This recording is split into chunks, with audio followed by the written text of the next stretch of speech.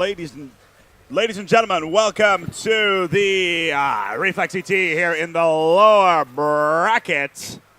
Lower bracket round number 8. We're going to start off with CTF Summer. It's Nightmare versus, well, formerly Team Fariko.MVP.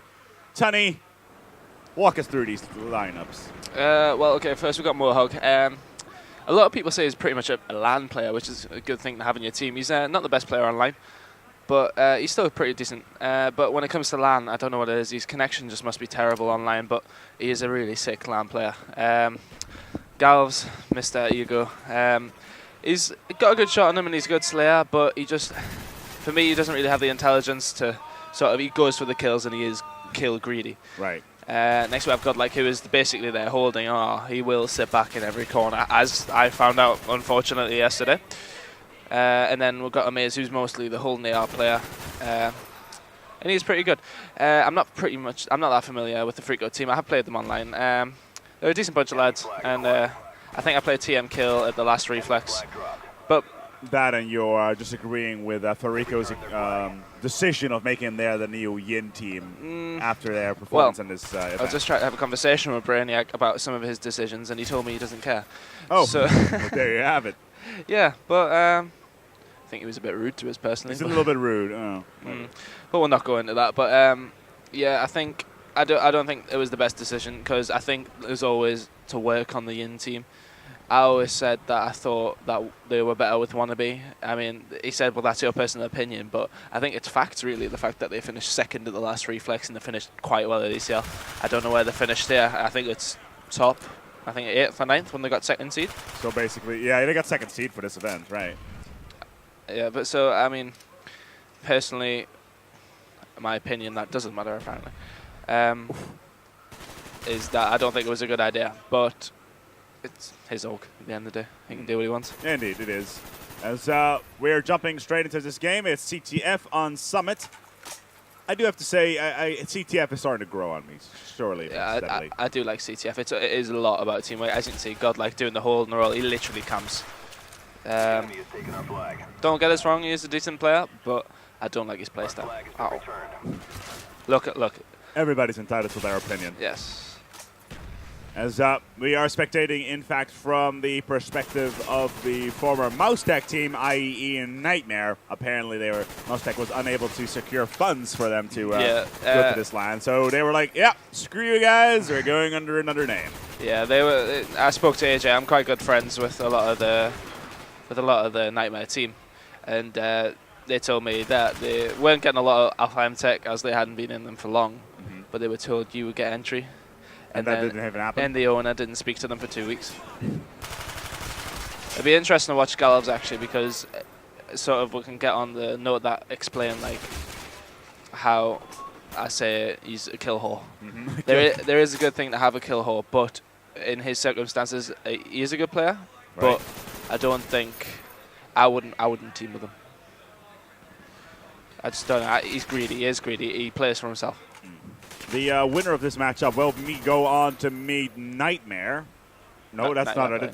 That is this map. My apologies. We'll go through the loser of middle bracket 7-1, which should have already been played. Apex. It was Apex. So the winner plays Apex. Apex in the middle bracket final, which goes on towards the winner of that will move on towards the grand final itself of this cup. So both of these teams, the new Yen, Nightmare can still become fairly high in this tournament. Basically, the placements 4, 3, 2, and 1 are being decided in this particular matchup already. I mean, personally, I think this is how it's going to pan out. I think MX, as everybody has said all weekend, are going to hands down win this event. They have dropped one map. And before that, they dropped one flag. Before they played Apex, they played 3 games and dropped 1 flag. And not 1 round of S&D. And I think they dropped a round of Demolition. And a lot of the other maps, like a lot of the other CTF maps, we're seeing a lot bigger scores, like 2-1, 2-0. Right now, we're really looking at a 0-0 setup. Has that something to do with the style of the players, or really because of the claustrophobic feel of this map? I think it's sort of it's getting a bit to the players now that they're sort of thinking, right, okay, we're getting quite far into the event now. We don't really want to risk too much, so they are being a bit passive, a little bit cautious. Indeed. I think Fariko are Well, I'm not going to this whole foreign Well, discussion if you're right to your opinion, just say what you want to do. It's just unfortunately a sort of stereotype that a lot of teams from mainland Europe get, is that they do camp. It's just, I don't know. It's literally. I think Crooks, my teammate, he made a thread on Deserto about the thread title was Y Camp, and it sparked off a 20-page discussion. Right. But also, his post was just sort of, everybody said that is a brilliant post, that's a brilliant thing to say. Because it is true, 90% of the teams, he was saying that they don't sort of adapt their own play style. Mainland European teams, it all seems to follow the campy thing, but and the majority of English teams are extremely aggressive, which you do find. I mean, 9 times out of 10 there'll be an English player in your spawn. They'll be all the way halfway up the map. There'll be nobody sitting back, which sometimes doesn't work. In all fairness, I mean, MX make that work. The camping sort of play style, they make that work well. Obviously, as they've won so many events this year. So, I mean, it is arguable that they need to camp to win, but because from the English point of view, I can imagine that you guys saying, yeah, camping is unfair, but I'm sure the people on the mainland are just thinking, why are they whining? There's just no point in it, really. Yeah, I think it's not the fact that it's not fair. I think most people just think it's just not fun. You play the game to have fun, and you don't. I mean, I know it is a competitive sport. Do you think I'm having fun right now? Well, I don't know. I'm having fun right now. I am having fun right now. However, I also think that any game style that allows you to win should be applicable. I mean, when we played the now former Fariko Yin team before, right? We got beat 3-0. Right. But it was a close game. We did get beat 3-0, but every map was close. And they didn't actually camp, which I was quite surprised at. Oh, okay, he's just going jumping off the map. Did you just see what I saw? Oh god, like, what are you doing? That was epic. If they lose a flag from that, I think they'll be disappointed. Amazing does have the flag. It looks like he's going to be able to run this home. That's No, it's going to get returned. But Noob is going to pick it up. TM Mohawk on the counter now, though. That's well played from Nightmare. They're going to get the return. That's well played. It looks like they're going to counteract this as well. TM Kill's going to have to clutch this, or that is it. He's going to have to do it, or this map is going to end. No, first one. Shut down on the return. The ball flag is down. 2 minutes to go. He needs to do it now. I don't know how they've done that. The flag still has not been returned, but there's 4 dead now. It has been returned. Fariko can do it right here or right now. They're going around the outside. They've got 1 minute and 52 seconds to pull this one off after a first map. Oh, out of nowhere, Mohawk pops out like a badger out of a hole. Just like any SMG player should do, is just get up in their spawn. And pop out of nowhere. If you can stay in their spawn when you don't have many people dead, that's great, because if they pull the flag, then you can try and clutch that. No, absolutely. That makes perfect sense.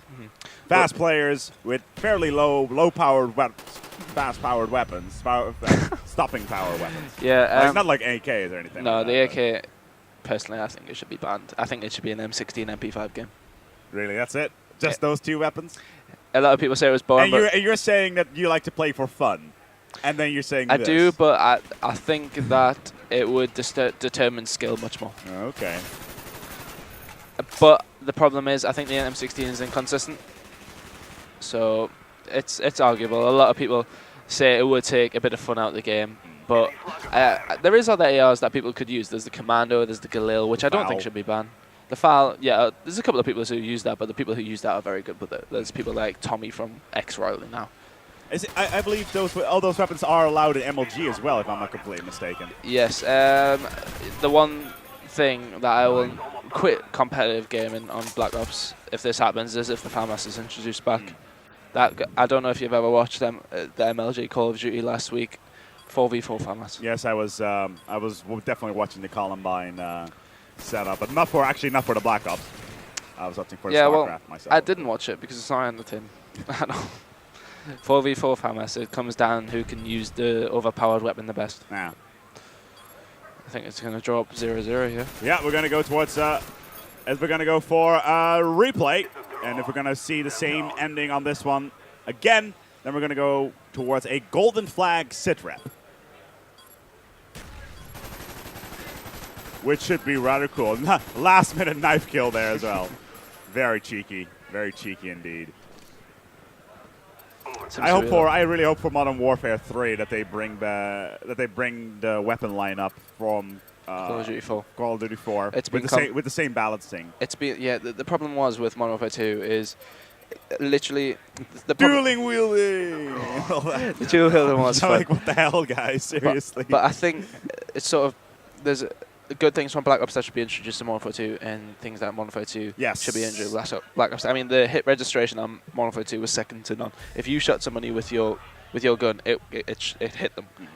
On this game, it's sometimes when you aim at somebody, it doesn't hit them. The bullet registration isn't brilliant. Which is funny, considering there was such a row about servers about Modern Warfare 2 and everything. It's just one of those things where you're just wondering, was that impacting because of the registration, or was it a netcode thing? Because they've been using the same engine for these games for the last 3-4 years. But the thing is with Black Ops is because of the non-bullet registration, it takes more to kill people. So it deems a bit more skillful. Modern Warfare 2 is skillful in the sense of like, if you see somebody first, then you're basically going to kill them first. It did come down to who can use overpowered weapons first. I mean, the game was balanced in the sense of, well, not necessarily. It was balanced because it had overpowered weapons in the AR department and the SMG department. As they had the UMP in your SMG, which I've seen some disgusting things happen. Right. I've seen people get 3 pieces across high rise with an with a UMP from the other side of the map. Literally, this time I seen Ting do this. Ting is a player who was here at the last Reflex. He's not here now. But on Warfare 2, he literally came out of his windows, sprayed at 3 people across the map, and stopped them capturing the flag with an SMG silencer. That doesn't. That with SMG silence, that should not happen. It should not happen whatsoever. But then you had the FAMAS, which could combat it because of the fact that it was so powerful. You can do as much damage with a FAMAS close range as you could with a UMP. That's pretty. I don't know how Fariko is getting away with that, but whoever's defending that flag should have killed him there. The same Fariko noob. Let's look like noob. Fariko is going to get their first cap in the game, and the first cap in this game in total. There's one left though. Gavs is going to get up there, but he's not going to stop the flag capture. Nope. He did try very hard, though. Getting 2 from Fariko down. It was kill and amazing. Getting dropped down with only 1 minute on the clock. But can the counter cap come in? I think it's like very potential. It looks like Fariko camping now. This is what I mean. There's 3 of them in their spawn. I know it's... to be fair, they have just respawned there, but... Amazing again with the double. They're going to put this on total lockdown now. Yeah, I would imagine that's what they will do. Because we're going to check. This matchup, we're going to move on towards demolition on firing range. That should be interesting. Yeah, it is a good map. It's another one of them maps where there's always the weaker and the stronger bomb sites. Yes, absolutely. That A-bomb site is so difficult to get into. If you set it up right, then you can get it quite easily. But it's all about setting it up right, which is quite hard. It's timing and fragging, really. It's if the team know how to frag from their spawn, then it's okay. But it looks like Nightmare are going to pick up this flag. Yeah, it's 1-1. It's 1-1. And we're going to go. Yeah, with only 1 second on the clock. We're going to be drawing again. I think that was only the first round. And that's a real shame on that one.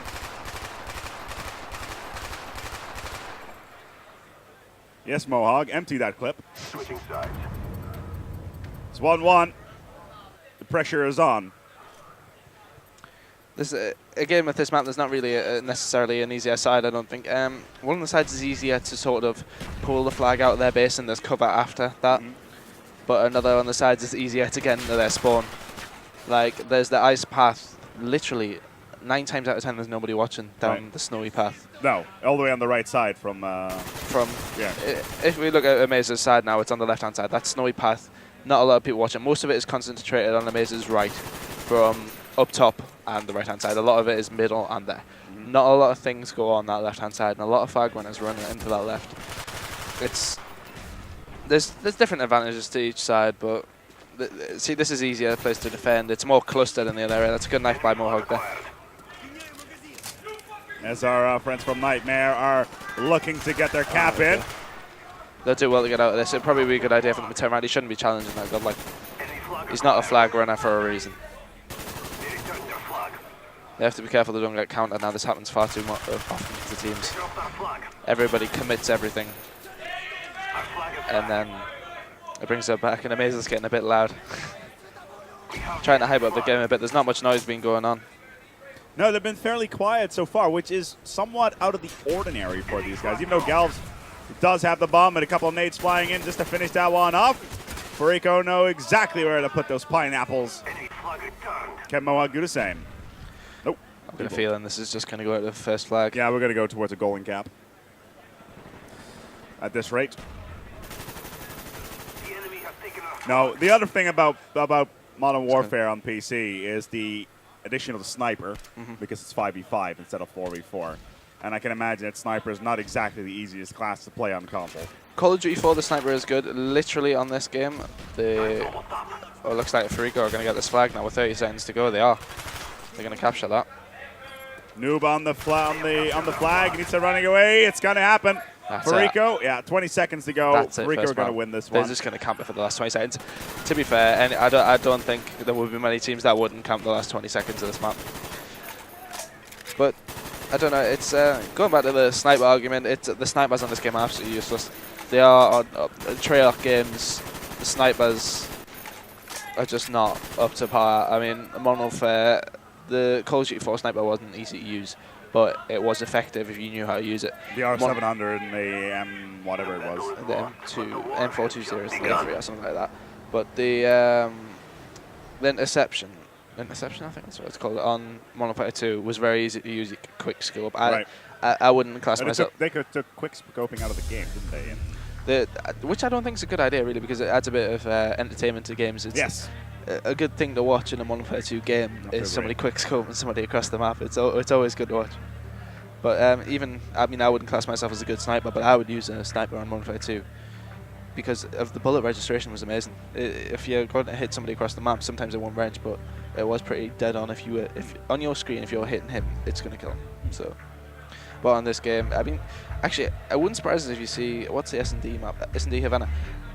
Galvs will use a sniper on this map. He always does. He will. It's not. Oh no! When it gets to the S&D, he will use a sniper because he used it against us, and he used it against us online as well.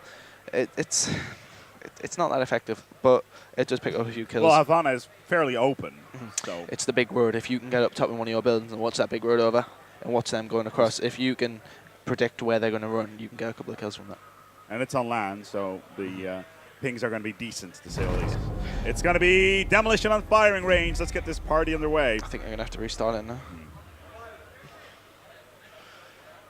Yeah, they just restarted it. Yeah.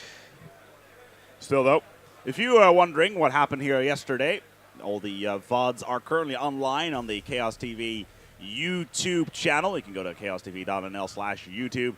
All the videos from yesterday from the earlier winner bracket are all available for your enjoyment.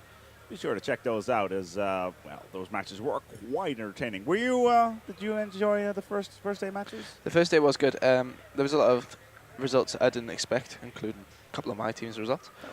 Well, the ones as in, oh crap, we just got beat by Team Y. Yeah, well, we got beat by Nightmare when we expect online. We beat them all the time. Right. Scrims don't count for much. And suddenly Nightmare is in lower bracket round 8. Yes, exactly. Ready to move on towards the middle bracket. Yes, yeah. I mean, it does come down to who's played the most, who's practiced together the most. A lot of teams are coming into this on practice, and Imperial coming into this on practice, but they're still doing very well. Personally, I think one side of the bracket was a bit harder than the other because there was a game we played. Well, the VP brothers, who are in second to none, they beat Fariko MVP. Well, the new Fariko in 3-1 in the first round. So you're saying the seeding was not done properly? The seeding, I think, was right, but I do think one side of the bracket was easier because basically, I mean, we're looking at Nightmare now. It was a very close game between our teams. I would confidently say that we would be in the same position as Nightmare now if we had beat them. No disrespect to any other teams, but they have had a relatively decent, not an easy run, but it's not that hard of a run really. And then we've had to run through into good French teams. We had to run into Fariko, the old Yin, and that's all in the losers bracket, while they've wandered through the winners bracket, not playing teams that you would expect to be there. So it has been kind to them, the bracket, but they have played well either way. They played well to beat us. The bracket system itself for Reflex.IT is quite novel for me as well, considering it's a triple bracket system. It has its flaws, obviously. It does have its flaws in the fact that, I mean, that Fariko.MVP lost their first game and then they've had more chances. I don't know if they have another chance if they lose this. No, they don't. No, they lost. Oh, no, they don't, because if they go this, they automatically become fourth. Well, put it this way, Nightmare, if they have already beat Fariko.MVP today. Right. They beat them 3-1. So actually, do they get an advantage in points is what I'm wondering. They do. That means that the fact that MVP won the first map, the series is I think I was speaking to Amaze, and they have to win 2 maps, and MVP need to win 4. Wow. So it's a best of 7 is for that. It sounds like a best of 7, but obviously Nightmare had the lead. So Nightmare only need to win 2 maps. Now Fariko need to win 3. So it is possible anything can happen. It's sort of a best out of 5 now. Well, not really, but I don't know why I was trying to that comparison. It's a system to tinker with still, I think. Yeah. Maybe something interesting for future events to see. Personally, I don't think teams. I mean, my team are given another chance, but I don't think teams should be given another chance if you lose twice. Well, some of these teams, they come from fairly far, and if you only play 2 matches, then it's somewhat annoying for you if that happens. I mean, that's the whole reasoning behind it, that more teams get to play more. Yeah, I mean, I went to ECL2 with a pickup team, and we only played 4 games, and I spent a lot on that weekend. It was good fun, but you sort of feel a bit disappointed that you didn't get that many. So much play time. Looks like they're going to get the bomb down there. That's not good play by Fariko. They need to start watching that bomb a bit more. Especially considering that A side is incredibly difficult to attack, and they really dropped the ball on that one. The only way you usually get that bomb down is if you get 4 down. You have control of back caravan, which is interesting considering Godlike was Fariko had somebody right on top of Wooden right there, and I think it was more good cover from Nightmare than anything, because if you're planting behind the bomb behind the door, right, then if you get somebody top 10 and you can, where Amaze is watching now, where he's just getting smashed there, where he was aiming there, if you can watch there and stop that player from coming out, then it's quite easy to stop it. If you've got a good cover, it's not easy to plant the bomb, but it's easier than getting 4 down and pushing the spawns, that sort of thing. It is another option, but for me, no disrespect to Fariko, a good team, that wouldn't happen to me. Team Nightmare already 1 point up. They should have a fairly easy time defending here, and they should most definitely pick up this win, at this rate at least. It's a tough one. Fire range, it's not a case of whether you're good or bad at the map. I mean, we played a team online the other day, and before Reflex, it featured of Doped Goat and Monksy, who I played with at the last event. It was Vapes, who used to be in TCM, and I can't remember who else played for them. I think it was Mini-Me, who's an online player. They are a pretty good team, one of the best at the moment, I would imagine. And we got the attack down on B and A within 30 seconds and won the round. Impressive. But then we got beat on the game. It's just, I don't know what it is. It's just about making them kills and not committing at the wrong times when you're defending, that sort of thing. As it looks like TM Kill and the rest of Fariko are looking to plant on B, but that's still going to leave A open for the longest time. Even Mohawk's already there. I think to win attack on this map, you need to be to win a defense and attack, you need to be aggressive on both. Because if you have somebody, I mean, I was watching a game the other day. It was yesterday. I was watching Wannabe, and every single time he spawned, he ran straight down jungle, and went round the back of the mid B and stopped them planting that. Trying to go back behind Caravan. He went all the way around the... Fariko getting 3 at the same time, though. It's going to get a plant here on A. Ooh, not going to happen. Shut down by Galvs. That's well played. And they were trying to go for a double plant. Was not to be. No, it's a case of you ran around the back of the spawn and got into the tin container, the green container, and stopped them from planting B 4 or 5 times.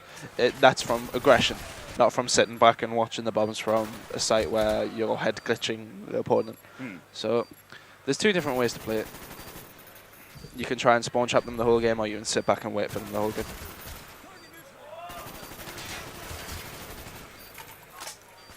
The entire Fariko team shut down just now.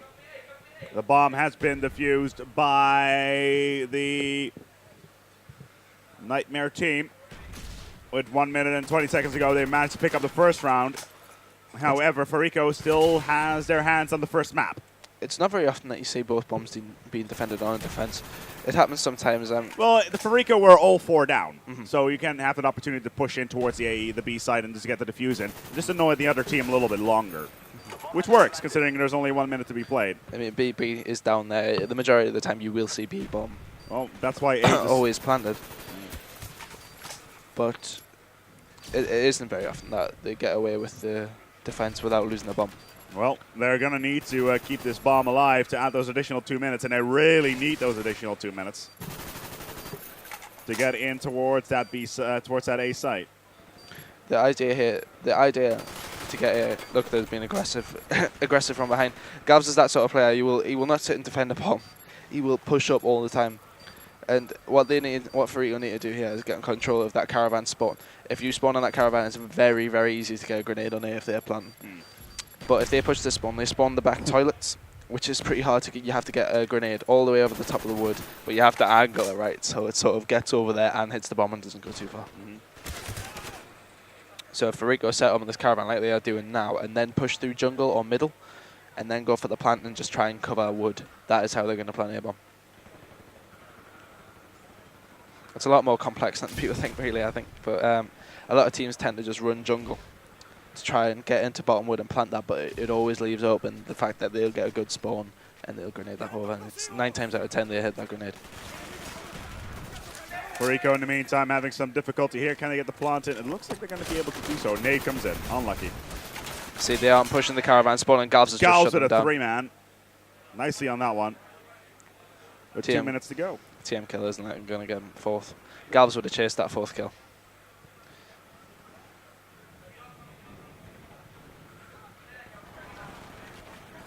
I think after this event, a lot of team changes are coming through as well, so it'll be interesting to see what happens in the next Reflex and the next ACL, and whenever the next Reflex is, because there is an announcement of EGS whenever that's going to happen. But a lot of team changes are going to happen, I would imagine. You're referring to the online tournament that they're doing? But they are holding a LAN tournament at EGS, aren't they, at some point? As far as I know, yeah, I think they are. So I think that's going to be held as well. I don't know if that's going to be for Modern Warfare 3 when it comes out, or if they're trying to sort of target that for earlier. Fariko getting that down, even when they're not holding that bad spawn, that's not the greatest defense by Nightmare. Galvs managing to blow up his own teammate. That's probably not the best maneuver he could have done. The best thing to do when you've got air bomb down is to get on this B side and sit top 10. Try to push around, right. Or you can sit top 10 and you sit in cover, you wait until you hear that bomb and you shoot them. It's easy as that. The thing to do when air bomb is down and you are defending is you need to get them off that B spawn. If they are spawning that B demolition side, you are not going to get that defuse at all. Grenades will come over. Right. The defuse is almost there, and 5 seconds is not going to happen. It's not going to happen. It's going to tie it up, and who is going to be picking the sides? It looks like it's going to be Fariko. Yeah, it's going to be Fariko. Yeah. Get ready for the next round. Barely, only because of Amaze. Yeah, Amaze is letting his team down a little bit there. No. He'll hate me for saying that on the stream, but nothing like talking the truth.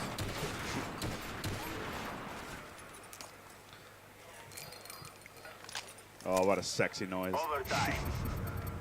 Additional time being added.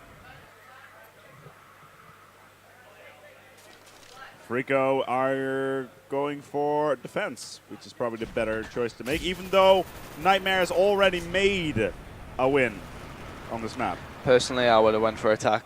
Nine times out of 10, you want to go for the side that you won.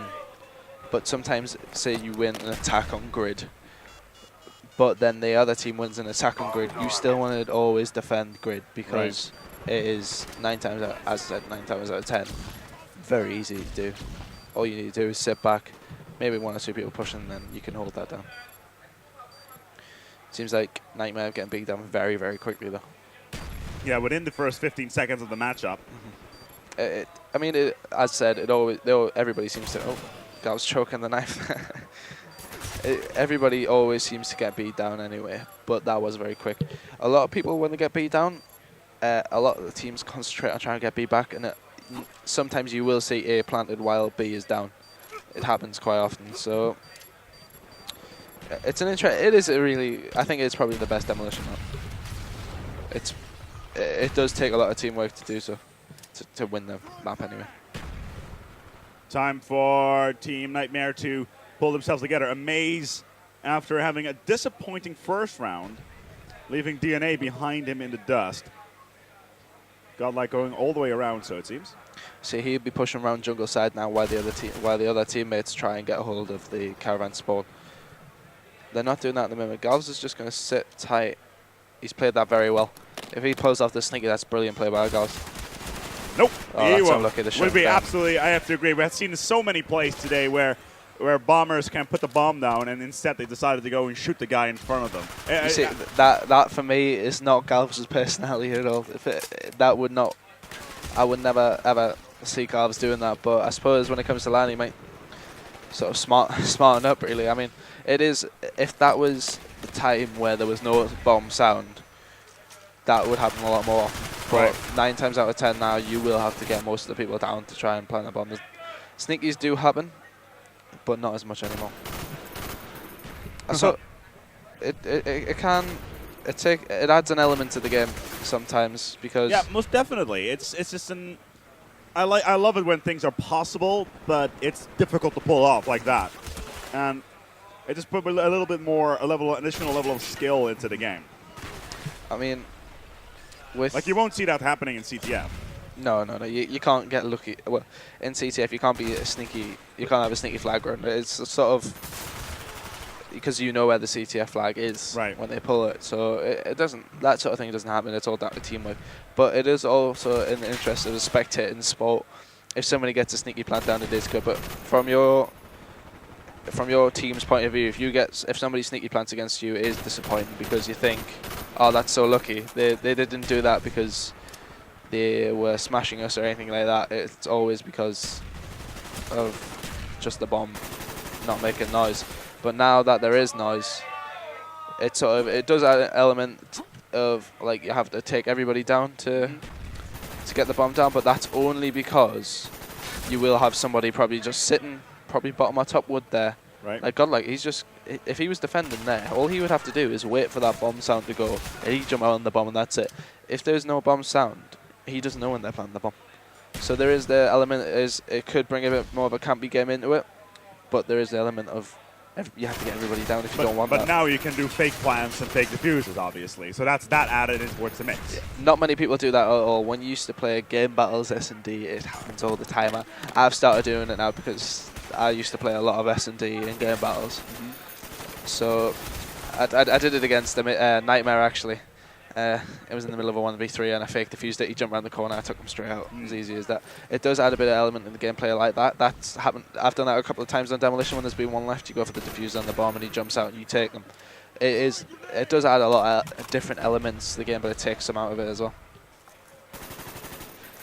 You know, definitely, especially with Modern Warfare on the PC, you see quad or 5 times fake plants are really not something that is uncommon. And then even throwing in an actual plant every once in a while makes it even more interesting because people stop falling for it after a while, and then you can counter strategize. A lot of people on the set aren't really aware of what a fake plant is. I don't think. I never see it happen. It's never happened to me personally. Do they know what a ninja diffuse is then instead? A ninja diffuse, that doesn't happen much more with the noise. It's interesting when it does happen. It's always a good laugh. I would never personally do it in a serious game. I would probably just try and kill the guy that's planting anyway. But we used to do it in I used to play this mixed team for Counter-Strike, and we would always get one guy to hide in the site where they're trying to plant. Throw a couple smokes in there, and they're like on their defensive positions. You just get a ninja defuse in there, and it's like WTF at the end of the round. Yeah, I've seen it happen a lot. It looks like M-Tech Nightmare might get this bomb down. Oh, too close. That is so close. The defense is coming in. Look, Amaze has done brilliantly here. He's just hit himself. Oh, that's all he needed to do. It didn't look like they got that bomb down, but on our screen, they obviously do get it down. They need to keep on spawning inside the B. One behind the bomb, they takes him out. Galv should leave that sort of kill. When he's defending a planted bomb, he should not be going for that sort of kill. It is good to try and get them across, but you're being shot. There's no point in risking your life for the fact of just trying to get another kill. It sort of does weaken their attack of trying to defuse the bomb, but at the end of the day, it's not worth risking your life, which could do 1v3 clutch to win that, and M-Tech are going to, well, Nightmare are going to take that. That's 5 seconds. Yeah, this is going to end. Fariko are going to pick this up. Nightmare need one more map to win. That's unlucky by Fariko, though. They plant that in the last 15 seconds. Yeah. That seems to be a big element of demolition. It always happens in the last like 30 seconds or so. So my apologies on that one. It's actually Nightmare that's going to pick this up and get the victory in towards their hands. Oof. As the mission is accomplished, we're going to go towards Search and Destroy in Havana, and let's see if your prediction about snipers is going to be true. It will happen. I'm really, really curious. I'd like to watch Calv straight away. We'll see. I don't think he will do it on attack, but he does it on defense. Well, we'll have to see as soon as he does it then. Yeah, I know this because we played this against them when we played them, and I was the only person that he killed with it. It's always good to know that something like that happens. Still, though, it does bring another element. That I think the only reason Calv uses a sniper is because he's quite good with a pistol. Anyway, I mean, there is another sort of skill. You have to have a good shot with a rifle or SMG, but it's also brilliant to have a sort of a pistol shot as well. Which is what Gals does have, although I'm afraid to admit it. But so right now we're just waiting for the next match to get underway. The players are actually standing up. What are they doing? I'm not too sure what's going on. I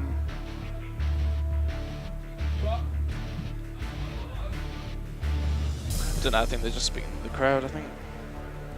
Talking to the crowd, apparently. Lax admins is what I call that. There's not a lot of English players here, but everybody who's English sort of knows each other here. So.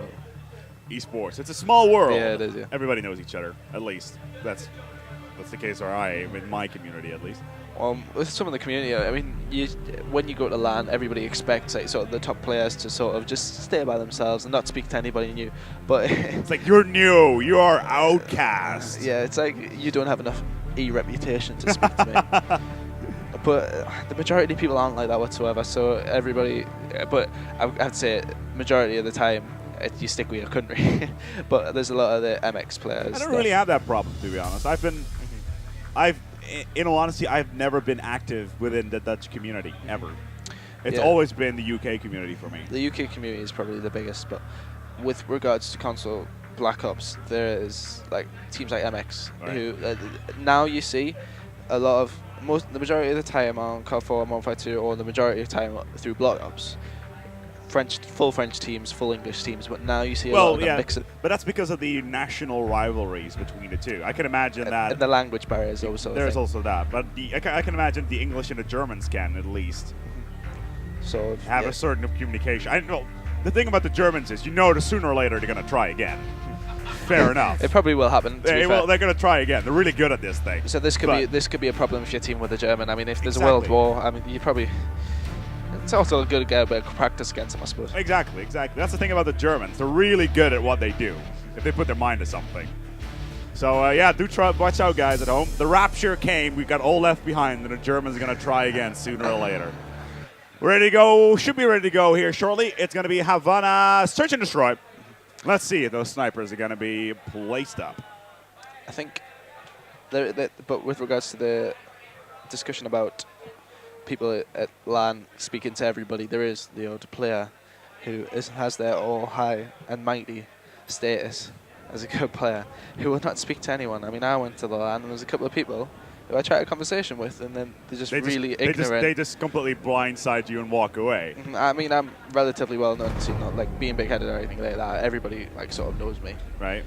But then there's people at LAN who think they are better. Well, who may necessarily be better player than me, but then they won't speak to us. I'm not going to name any names, just because I'm two-faced. I personally, I always talk to everybody. I talk to as many people as I can. Obviously, being a commentator is a completely different gig than a player.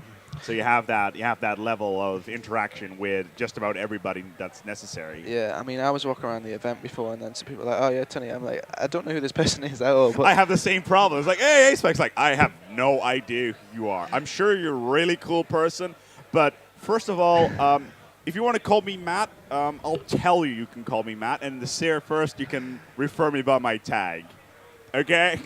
yeah, Meet me later on for a beer in the bar. We can have a chat, that sort of thing. It'd be interesting to see if Gals uses sniper. No, they're on the attack, so he's not going to use it.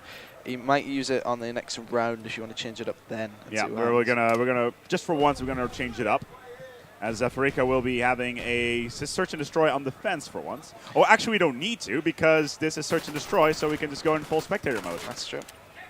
Mohawk running the bomb a lot of here. kills picked up really early. It's 2v1. That's a very quick plant. He's not going to take that. He should have gotten that down. I don't know what Mohawk's doing. You see, a lot of people, I don't know, this has started with Jack Crooks. He seems to use the Mac 11 on S&D. I don't know why he uses it just on S&D. It's not one of them guns where you're going to get multiple kills with it, but it's good for single kills. It's kind of like... So a lot of people use it. That's well played by Mohawk now. Well, we'll be switching sides now. With Fariko picking up 2 maps so far. Nightmare are going to be in a real pickle. They need to win this. I mean, they are technically they need 1 map. Well, not technically, they do need 1 map, and then Fariko need 3. So Nightmare are going to be sweating this. Let's see if he's got his sniper out. Oh, he's not using a sniper. He's using M16. That's a surprise to me. With a reflex sight, indeed. I mean, he does go up in that building with the sniper he goes into, but he's not going to pick up anybody across the map with that. I am surprised by that, though, because every single time we played him in S&D or watched him in S&D, he has used it. This is the first time that he hasn't. We might see it creep out in the later stages of the map if things aren't going right for him. A lot of flashbangs going off. DNA is the first person to drop. Nobody's been crossing the street so far, giving Calves the opportunity just to sit there and being useless for a little while. I think he's pretty much useless most of the time. Anyway. Harsh, but fair. Oh, amazing last man standing. Oh, he just got destroyed. Fariko not having a very good map so far. Losing the first 2. Look at this. Look at his tactical defense. Spray much there, godlike. He does it all the time, honestly. He's a horrible player. A horrible player that's in the... in the finals of this lower. Yep, and I'm sitting here commentating. So. Yes, exactly. So shows what you know. Yeah, I know nothing. Yeah, exactly. Amaze will be running the bomb for this time. Again, trying to get in there so quickly, and for GM Kill gets the double, and yeah, putting it back on towards a 2v2.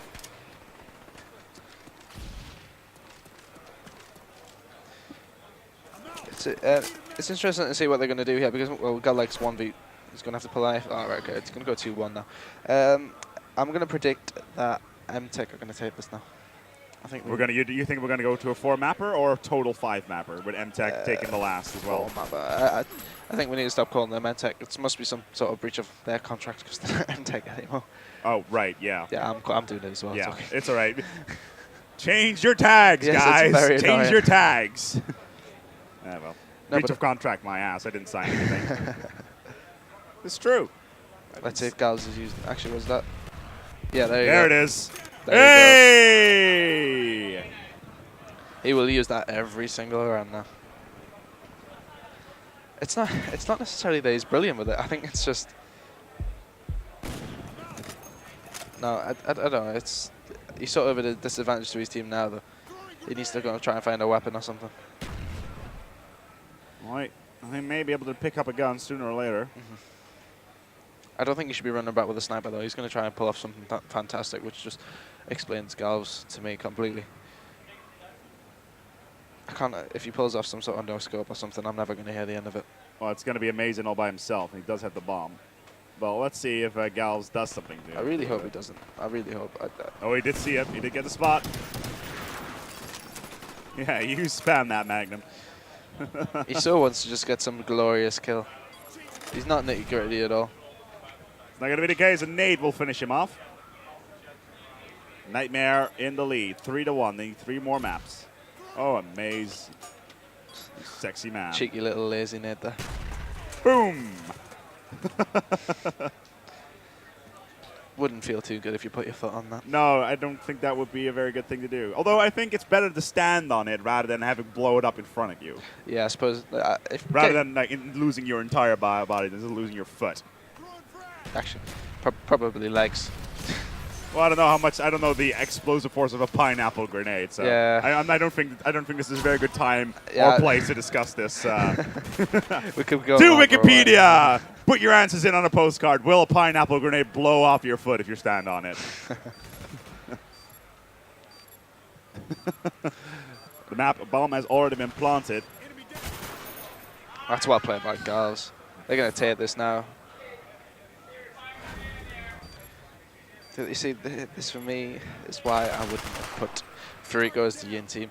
Don't get me wrong, Nightmare are a good team, but Yin are also a good team. And MVP are showing here that not necessarily that they're a bad team, because they're not a bad team, but they're just not sort of at that level, I don't think. But as BrainX says, my opinion does not matter. Exactly. Hello, Galvs. There we go. Oh, dear. Oh, he went back. The side of a barn there, Galvs.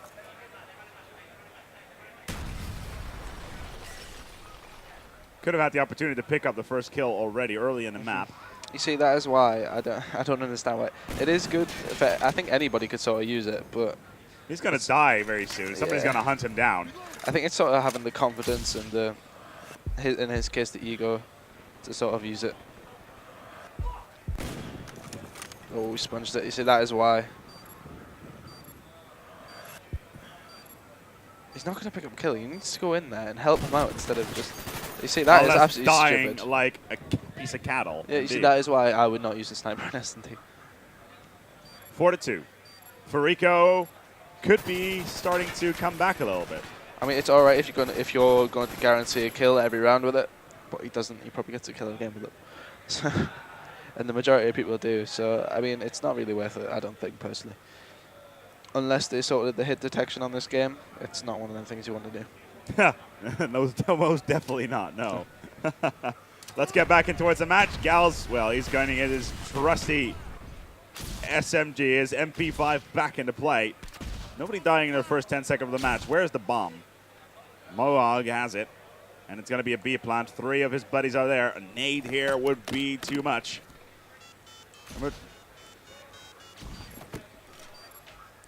Planting the first 30 seconds of the match. DNA is the first to drop. Amaze doing it like he should. Nightmare holding their ground, and right now it does seem that they have the advantage. It'd be interesting to see if they could actually do this from here. I don't know. It's 3-on-2. M-Tech are just going to sit. They don't need to try and pick them off. Mohawk's going. Oh my! You see that gun is good over range. It's a friggin' stapler, is what it is. It's got a good range on it, but it is quite weak. But just look at it. I use one of those things to staple my stuff for uni. I used to, at least. Come on. It's a horrible looking gun, but it can be quite useful. Time for Fariko to pop up their play. They need to win the next 4. Hello, Galvs. Oh, hello. There he is. Nah, he's never going to pull this off. He's not going to see any crossing there. I would change weapon. He hasn't shot yet. There you go. MP5, there it is. So far, both teams 1 down. Galvs seems to be learning from his previous mistakes. Bomb is an amazing. It's going to be a B plant. It looks like it is, right? Yeah. I don't know if he'd get around. I think he might just stay here for until about 30 seconds. The night trial maybe move. Chill out a little bit. See if anybody walks around. Oh god. Oh. I think that's going to be 2v2. Fariko Noob versus. Oh, well, just the rest of Nightmare. And he's going to have to do it for the entire team. There it is. 6-2. It's 2-1 in maps. And then that's Nightmare have won now. 2 maps. Oh, nicely done. Nightmare pulling it back together. Amaze playing well there, 11-2. We're going to move on towards the next stage of the tournament. It's going to be the...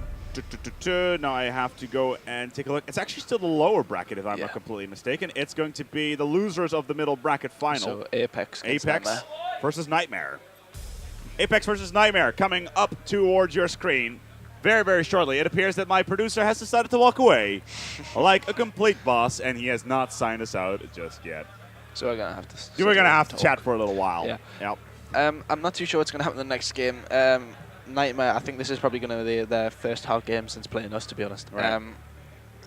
Apex have played well. A lot of people never rated them before this event, and I said before coming to this event, watch out for them, because Big Buddha has always been a pretty big force within German teams. He was an SK, who now are pretty much nowhere, but yeah, he used to be an SK, and now he's made his own team within Apex. 2 of the players are relatively unknown within the English scene, but King he's knocked about, but he's never ever been in any sort of top team. So I think it's pretty good for him to come in here and do this, although he has been around for a while. He's sort of just one of them players. He's one of those guys that keeps on floating between games.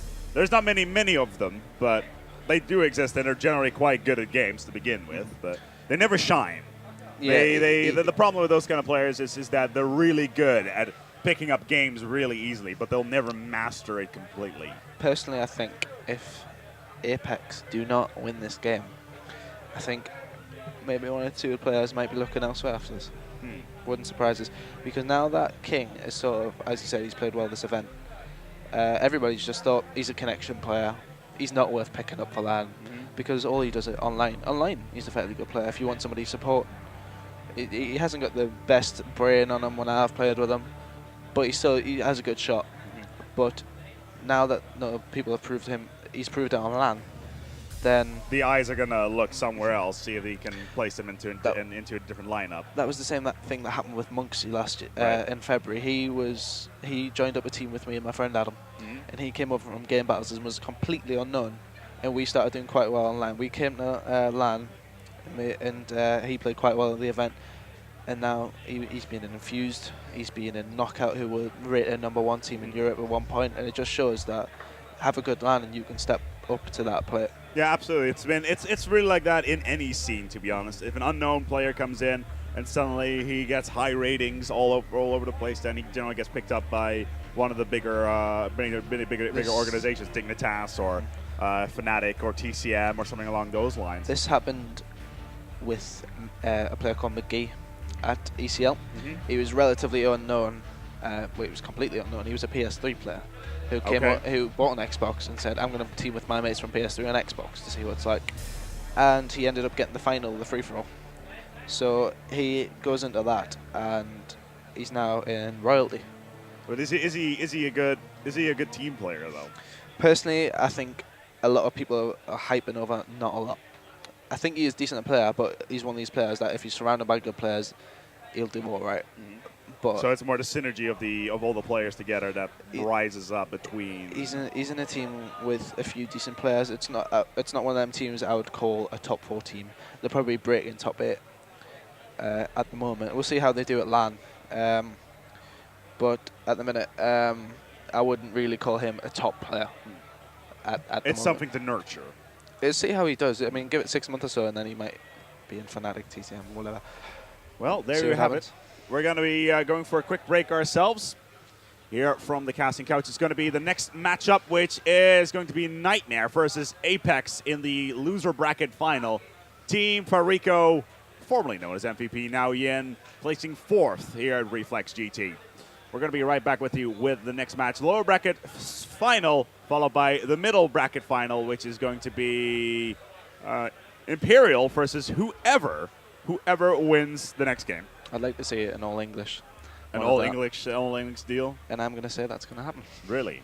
I think so. Give you the deal has been said. The calls have been made. We'll be right back with you here from the casting couch, from Reflex GT and Chaos TV, made possible by MediaOnShop.nl. Don't go anywhere.